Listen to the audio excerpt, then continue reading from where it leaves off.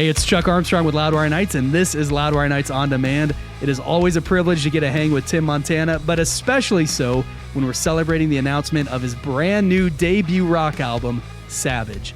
This first aired on Friday, April 12th. Here you go. Well, I am very excited to be not only celebrating new rock music tonight, but to have the guy behind the new rock music hanging with us tonight. Good friend of the show. And it just seems like he's always around on the show, man. This is Tim Montana Night Tonight. Tim, thank you so much for hanging. Hey, thanks for having me back. We back. That's right, man. So listen, we had you on earlier in the year because, you know, your social media kept popping up with videos of you in the studio working on what seemed like a new album. So we had to talk about that. Well, here we are tonight talking about brand new music from you called Savage. And just so excited to have this, man. How's it feel to have it out in the world? Oh, it feels great, man. I've been working on this for a while. I think it's a great follow-up to Devil You Know. And we dug a little deeper in them rock roots. Oh, yeah. Time to head. And it turns out everything is Savage. Have you met my wife? Love it, man. Well, yeah. So let's talk about that. So not your wife. You know, the Devil You Know has, people will kind of say it has a bit of a country flair to it, which, you know, if you want to make that connection, I think it's there for sure. You've obviously got plenty of roots in that world. Savage seems like there's no question about it. There's really no, there's a little bit of, twang there, a little bit of country tinge there. It's straightforward rock and roll, man. Yeah, I think that'll put all the naysayers to bed. I even went and got a vocal scope after I did the scream in the second verse, and I had bleeding in my pores, and I'm like, I bled for this vocal track. So, that gives us two rock tracks from Tim Montana. The rest that you're working on, the rest that's going to be on the new album, is it going to be more blood, more bleeding for these songs? A lot more blood. I'm going to need a transfusion by the time this record's out. I love it, man. Yeah, we went hard, and this has been stuff that's always been in me that I've been wanting to express and get out. And thanks to you guys at the Rock Format, I finally have a lane to do so. And I think this is just the tip of the iceberg, and I've got coming up with ideas left and right. I'm like, this works in this format. I don't have to have country music people like look at me like I'm an alien. And I'm like, because I am. But yeah, so we got a lot more coming, man. A lot on the horizon. And again, thank you for all your support at Loudwire and everything you guys have done to help get the word out. So yeah, man, it's been easy. I told you the second I heard Devil You Know, something clicked and something hooked inside me. And I'd say same with Savage, man. As soon as I got this, I love it. I've been kind of listening to it on repeat. I'm so happy we're playing it tonight. As you've talked about that on the countryside too. It just feels like there's maybe, I don't want to say limitations or restrictions because I know you love that world too, and I know that you really built up your songwriting chops there. But have you felt any of that sort of restriction or like, don't head in this direction, or maybe you shouldn't do that on the rock side? None at all. I feel like it's full creative freedom of, just whatever I want to say, however I want to say it. I mean, I drop some F-bombs on this. My mom is going to be pissed, but I am stoked about it.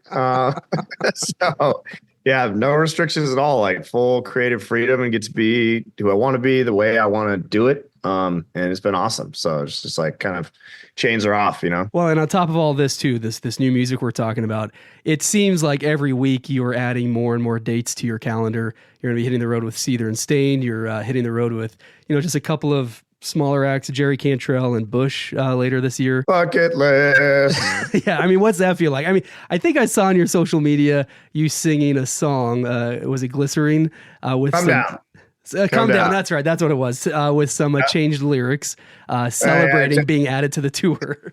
Tour with Bush and Jerry Cantrell, me and Candlebox raising hell. I'm like, am I going to get sued over that? But they actually really got a kick out of that. That's like bucket list. I've been listening to all those guys, and same with Stained and Seether since I was like a kid, and I just so excited. I mean, I would have clean toilets on their tour bus to go on this tour, and instead I get to go on stage with them, which is much cooler. I'll still clean toilets, don't tell them, but so I'm so honored to be out with my heroes. It's really cool. So that's killer, man. I mean, it's amazing too. Like you have you have such a fascinating story, and you've shared so much on this show. And I know that's only scratching the surface, playing backyard barbecue for David Letterman, getting to meet Dave Grohl, having, the one and only Billy Gibbons really take you under his wing. And you guys not only become friends and collaborators, but business partners and on and on. But still, you're still like checking boxes off, right? You still have items on that bucket list that you get to do, and you still get to celebrate new things. That's got to feel so good, man. Yeah, just on this rock and roll journey since childhood, and like I told you, meeting Cantrell, he's one of the ultimate Alice in Chains, like one of my favorites, right? So like checking him off the box is going to be awesome. And I just got off the phone. Billy Gibbons is working on designing a Savage guitar right now, and I can't wait. Ran through his ideas. He's like, yeah, man, he draws them. Like, people don't know what a fantastic artist he is in all art realms. Like the pinstriping on the cars, he does all that. So it's going to be really cool to watch all this stuff happen. So, talking about just this rock and roll journey that you've been on since you were a kid, a lot of that sort of personal passion for the music, it gets, it's really embedded in your music, and, not just the influences, but that childhood, like, of things you experienced as a kid, as you grew up, teenager and on and on. Devil You Know, I think, is a great example. You've been open about the personal nature of that. And are the other songs on this album you're working on, like Savage, do these come from a similar kind of meaningful personal place? Yeah, 100%. I'm like, am I going to stop writing about the childhood stuff? I don't know, because it's kind of stamped me as who I am. And there's that hope of like, all right, maybe if there's a kid that's not in a great situation, maybe I can inspire him. I mean, there's several songs that hint to a rough childhood, on this album. So I don't know. I don't know if I've written myself out of that yet, or if I'm going to keep for the rest of my career writing about that. Cause I mean, that shit's impactful. Trauma is impactful, and it stays with you forever. And until someone decides to break the cycle, and hopefully me talking about it is therapeutic for me as it is the listeners. Devil, I got a lot of comments of people that went through trauma, whether it be abuse or addiction, and, sending me these wild messages. And I'd always, try to make a point to respond to them of like, hey, I hear you, stay strong, so maybe I'm a rock and roll therapist. I don't know. I just add that to your resume, man. But no, that's true. Listen, it's cathartic for you, no doubt. And it's cathartic for the listener, and man, it's cathartic for the fan at the show too, right? There's just something about being in a room, being in an arena, whatever it might be, with maybe a couple people, and, a few thousand people you don't know, but you're all there for that same reason, all jumping up at the same time, all putting your horns in the air, everything. And that is just like that next level of catharsis too. Yeah. And rock and roll, you can go darker and people resonate with that, where the other, like it's tougher to do so. But yeah, I think, and big thing is being real. Like, it's real. Like, that's honest stuff that, like, I have a hard time writing things that aren't real. So, I mean, writing this was therapeutic for me. I hope it is for the listener. Right on, man. And you're using the phrase "break the cycle" makes me think too of Stained, right? And Aaron Lewis, man. I mean, you talk about writing about deep traumatic things, and he's built a career. I mean, Stained have built a career around those dark songs, and just all these years later, still doing it and still connecting with fans, whether they're longtime fans or new fans. So, man, don't ever stop. You got to do what you got to do. Mm-hmm. So we talked about Billy Gibbons, and for those listening on the radio, you can't see it, but let me paint you a picture right now.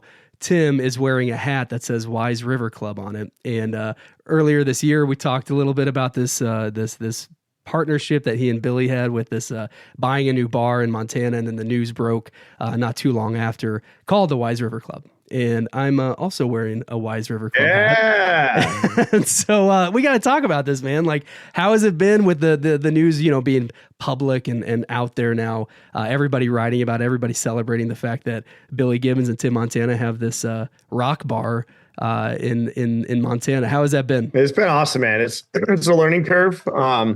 And a lot of work, but fixing up a historical Montana property. I've always really been infatuated with the Old West. Done a couple Western movies, one that'll come out this fall I'm excited about. So getting to step onto movie sets and play Western cowboys, now getting to own an old Western bar in Montana and bring the rock and roll memorabilia in there, as well as the old time photos. it's just really cool. I'm scratching a lifelong itch here and getting to do it with Billy. Buying a legendary historic building with a legendary man is really cool. And he's as into it as I am. Everyone's like, oh, is he just an investor? I'm like, no, that dude is like sending things and I'll send him photos. He's so involved. He's not a silent investor type guy. He is like full on, even with our hot sauce business, Whisker Bomb. Like, before I approve a label to get printed to go on a bottle, Billy's in on it with me. Like, hey, let's do this. Let's move that. Cool, man. And I'm going to stock his bus up. Billy's like, I need like 5 cases of hot sauce for Leonard Skinner. And I'm like, I thought you'd never ask. You've had a lot of those moments, right? Like David Letterman, Dave Grohl, Billy. Have you reached a point where you're not pinching yourself anymore? Or is it still kind of like, oh, sure, I'll get 5 boxes of hot sauce for Leonard Skinner? Like, are you still pinching yourself over things like that? Oh, 100%. And I remind myself, if Billy's a night owl, he likes to stay up late at night. So sometimes he'll call super late. I'm like, oh, I'm in bed. But I'm like, do you remember that time when you were like 20, 25, where you would have, donated your body to science to have a phone call Billy Gibbons? Don't ever forget that shit.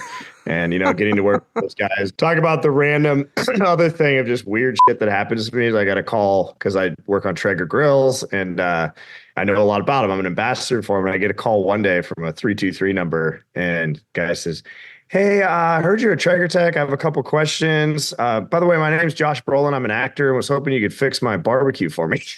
I'm like, I don't know if this happens to everybody, but it's really weird. And I spent an hour on the phone. I fixed his grill. And then he asked me how long I've been a tech for Traeger. And I said, well, I'm not a tech. I'm a singer. And he's like, oh, no way. So to this day, me and Thanos are buddies because I fixed his grill, but like random ass shit like that happens all the time where I'm like, why does this happen to me?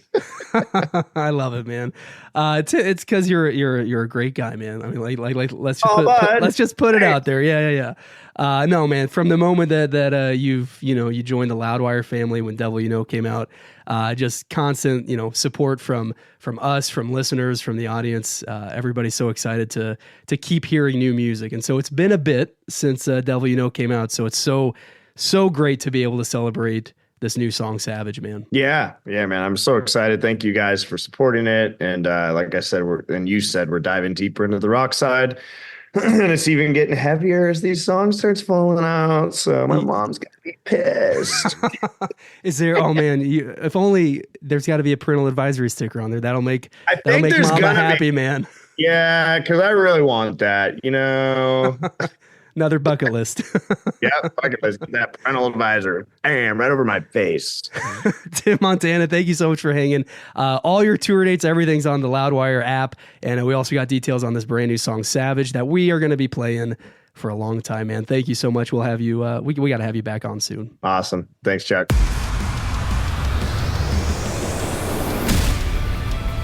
That wraps up this episode of Loudwire Nights on Demand. Stay caught up with everything happening in the world of rock and metal on the Loudwire app and at loudwire.com.